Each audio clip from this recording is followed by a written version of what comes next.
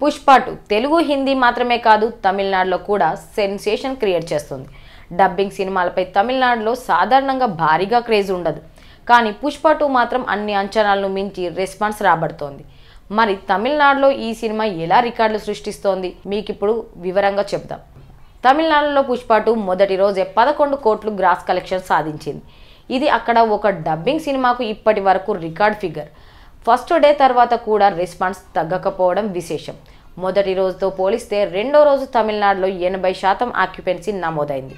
ఇది స్పష్టంగా చూస్తే పుష్ప 2కి పాజిటివ్ మౌత్ టాక్ ఎంత బలంగా ఉంది అనేది తెలియజేస్తోంది.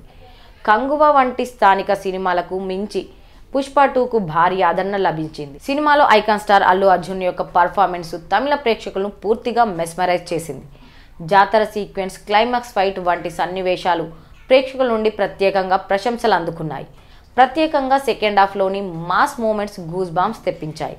తమిళనాడులో పుష్ప 2 కలెక్షన్ల మీద ట్రేడ్ విశ్లేషకులు కూడా ఆశ్చర్యం వ్యక్తం చేస్తున్నారు. డబ్బింగ్ సినిమాలు సాధారణంగా సాధించని స్థాయిలో ఈ సినిమా పెద్ద విజయాన్ని అందుకోబోతుంది.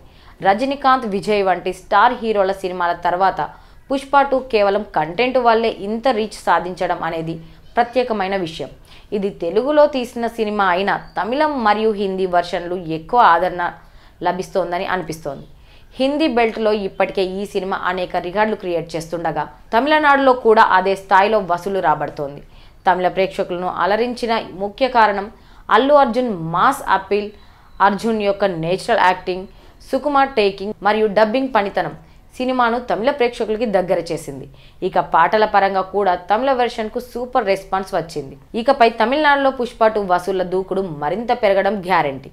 తెలుగు సినిమాలకు తమిళనాడులో ఎప్పుడూ ప్రత్యేకమైన ఆదరణ ఉంటుంది. కానీ పుష్ప 2తో ఆ స్థాయి మరింత పెరిగింది.